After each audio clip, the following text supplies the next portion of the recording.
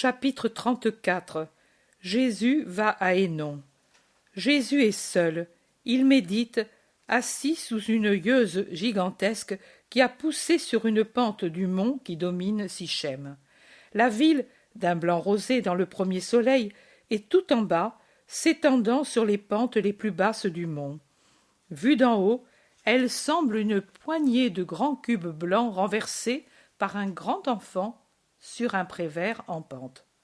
Les deux cours d'eau, près desquels elle s'élève, font un demi-cercle bleu argenté autour de la ville, puis l'un d'eux y pénètre, chantant et scintillant entre les maisons blanches, pour en sortir ensuite et courir dans la verdure, apparaissant et disparaissant de dessous les oliviers et les vergers luxuriants, dans la direction du Jourdain. L'autre, plus modeste, reste hors des murs, les lèche pour ainsi dire, irriguant les cultures maraîchères fertiles, et puis s'en va abreuver des troupeaux de brebis blanches qui paissent dans des prés que les fleurs des trèfles rougissent de leurs capitules. Un vaste horizon s'ouvre en face de Jésus. Après une ondulation de collines de plus en plus basses, on voit en raccourci la verte vallée du Jourdain et, au-delà, les monts de l'autre côté du Jourdain qui aboutissent au nord-est au sommet caractéristique de l'Oranitide. Le soleil, qui s'élevait en arrière de ces monts, a frappé trois nuages bizarres qui ressemblent à trois rubans de gaz légère disposés horizontalement sur le voile bleu turquoise du firmament, et la gaze légère des trois nuages longs et étroits a pris la couleur rose-orange de certains coraux précieux. Le ciel semble barré par cette grille aérienne très belle. Jésus la fixe, ou plutôt regarde dans cette direction, absorbé. Qui sait si même il la voit, le coude appuyé sur le genou, la main soutenant le menton appuyé dans le creux de la paume, il regarde, pense, médite. Au-dessus de lui, les oiseaux se livrent à un joyeux et bruyant manège de vol. Jésus abaisse les yeux sur Sichem qui se réveille toujours plus dans le soleil du matin. À présent, aux bergers et aux troupeaux, qui étaient seuls d'abord à animer le panorama, se joignent les groupes de pèlerins, et au tintement des cloches des troupeaux se mêle celui des grelots des ânes et des voix, et le bruit des pas et des paroles. Le vent apporte par vagues à Jésus la rumeur de la ville qui se réveille, des gens qui quittent le repos de la nuit. Jésus se lève, il quitte en soupirant sa place tranquille et descend rapidement par un raccourci vers la ville. Il y entre au milieu des caravanes de maraîchers et de pèlerins qui se hâtent les premiers de décharger leurs denrées, les seconds de faire des achats avant de se mettre en route. Dans un coin de la place du marché se trouvent déjà groupés et qui attendent les apôtres et les femmes disciples, et autour d'eux ceux d'Éphraïm, de Silo, de Lébona et un grand nombre de Sichem. Jésus va vers eux, les salue, puis il dit à ceux de Samarie: « Et maintenant, nous nous quittons. Retournez chez vous. Rappelez-vous mes paroles. Croissez dans la justice. » Il se tourne vers Judas de Kériote. « As-tu donné, comme je l'ai dit, pour les pauvres de tous les endroits ?» ?»« J'ai donné, sauf à ceux d'Éphraïm, car eux ont déjà reçu. » »« Alors, allez, faites en sorte que chaque pauvre soit soulagé. » »« Nous te bénissons pour eux. » »« Bénissez les femmes disciples, ce sont elles qui m'ont donné l'argent. Allez, la paix soit avec vous. » Ils s'en vont à regret, désolés, mais ils obéissent. Jésus reste avec les apôtres et les femmes disciples.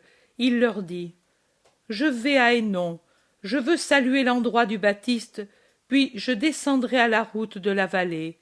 Elle est plus commode pour les femmes. » L'Iscariote demande: Ne vaudrait-il pas mieux, au contraire, prendre la route de Samarie? Nous n'avons pas à craindre les voleurs, même si nous sommes sur un chemin voisin de leur caverne. Qui veut venir avec moi, qu'il vienne. Que celui qui ne désire pas venir à Hénon reste ici jusqu'au lendemain du sabbat. Ce jour-là, j'irai à Terza, et que celui qui reste ici me rejoigne en ce lieu. L'Iscariote dit: Moi, vraiment, je préférerais rester. Je ne suis pas en bonne santé, je suis fatigué. Pierre dit: Cela se voit, tu sembles malade. Regard sombre, humeur sombre, et jusqu'à la peau. Je t'observe depuis quelque temps. Mais personne ne me demande si je souffre, pourtant. Cela t'aurait fait-il plaisir? Je ne sais jamais ce qui te plaît, mais si cela te fait plaisir, je te le demande maintenant, et je suis disposé à rester avec toi pour te soigner, lui répond Pierre patiemment. Non, non, c'est seulement de la fatigue. Va, va, moi je reste où je suis. Élise dit à l'improviste: Je reste, moi aussi. Je suis vieille, je me reposerai en te servant de mère. Tu restes? Tu avais dit, interrompt Salomé. Si tous y allaient, je venais moi aussi, pour ne pas rester seule, ici. Mais étant donné que Judas reste... Mais alors je viens, je ne veux pas que tu te sacrifies, femme. Certainement, tu iras volontiers voir le refuge du Baptiste. Je suis de Bethsur, et je n'ai jamais senti le besoin d'aller à Bethléem pour voir la grotte où le Maître est né. C'est ce que je ferai quand je n'aurai plus le Maître. Pense, si je brûle, de voir l'endroit où Jean a été. Je préfère exercer la charité, sûre qu'elle a plus de valeur qu'un pèlerinage. Tu fais un reproche au Maître? Tu ne t'en aperçois pas? Je parle pour moi. Lui y va, et il fait bien. Lui est le Maître. Moi, je suis une vieille à qui les douleurs ont enlevé toute curiosité, et à qui l'amour pour le Christ a enlevé le désir de tout ce qui n'est pas le servir. Alors, pour toi, c'est un service de m'espionner. Fais-tu des choses dignes de reproche? On surveille celui qui fait des choses nuisibles, mais je n'ai jamais espionné personne, homme. Je n'appartiens pas à la famille des serpents. Et je ne te trahis pas. Moi non plus. Dieu le veuille pour ton bien, mais je n'arrive pas à comprendre pourquoi il t'est si odieux que je reste me reposer ici. Jésus, muet jusqu'alors, qui écoute au milieu des autres étonnés de cette prise de bec, lève la tête qu'il tenait un peu inclinée et dit: Suffit, le désir que tu as peut l'avoir à plus forte raison une femme, et de plus une femme âgée. Vous resterez ici jusqu'à l'aurore du lendemain du sabbat, puis vous me rejoindrez. En attendant, va acheter ce qui peut être nécessaire pour ces jours. Va, et dépêche-toi. Judas s'en va à contre-cœur acheter la nourriture. André s'apprête à le suivre, mais Jésus le prend par le bras en lui disant: Reste, il peut le faire tout seul. Jésus est très sévère. Élise le regarde, et puis va près de lui pour lui dire: Pardon, maître, si je t'ai déplu. Je n'ai pas à te pardonner, femme, et toi plutôt, pardonne à cet homme comme si c'était ton fils. C'est avec ce sentiment que je reste près de lui, même s'il croit le contraire. Tu me comprends? Oui. Et je te bénis, et je te dis que tu as bien parlé en disant que les pèlerinages aux endroits où j'ai été seront une nécessité qui viendra quand je ne serai plus parmi vous, une nécessité de réconfort pour votre esprit. Pour le moment, c'est seulement servir les désirs de votre Jésus, et tu as compris un de mes désirs, puisque tu te sacrifies pour protéger un esprit imprudent. Les apôtres se regardent entre eux. Les femmes disciples aussi. Marie seulement reste toute voilée, et elle ne lève pas la tête pour échanger un regard avec quelqu'un.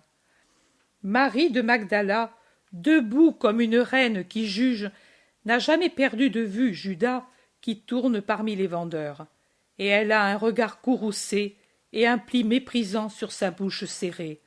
Son expression en dit plus que si elle parlait. Judas revient. Il donne à ses compagnons ce qu'il a acheté. Il réajuste son manteau dont il s'était servi pour porter les achats qu'il avait faits, et il fait le geste de donner la bourse à Jésus. Jésus la repousse de la main. Ce n'est pas nécessaire. Pour les aumônes, il y a encore Marie. À toi d'être bienfaisant ici. Il y a de nombreux mendiants qui descendent de tous les côtés pour aller vers Jérusalem ces jours-ci. Donne sans prévention et avec charité, en te rappelant que nous sommes tous pour Dieu des mendiants de sa miséricorde et de son pain. Adieu. Adieu, Élise. La paix soit avec vous. Et il se tourne rapidement pour se mettre à marcher d'un pas décidé sur la route qui était près de lui, sans donner à Judas le temps de le saluer. Tous le suivent en silence. Ils sortent de la ville pour se diriger vers le nord-est à travers la très belle campagne.